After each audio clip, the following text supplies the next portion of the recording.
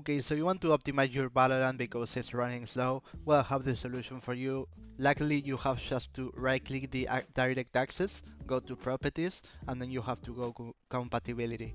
So once you're here, you have to change the first option, compatibility mode, and you have to select Windows 8.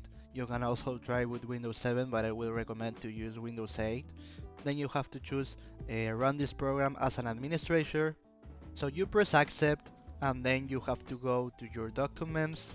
I'm sorry, to your disk, and you have to make sure that your disk is not full like mine. For example, I have 12 gigabytes available, so this will not work as well as if I have a lot of free space. So you have to right click, properties, and then you have to optimize this unit in tools.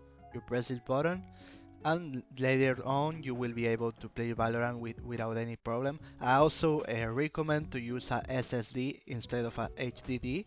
So this is it. So if this video was useful for you, please subscribe, comment, share, like, press the bell in the subscription button, and see you in another easy way video. Goodbye.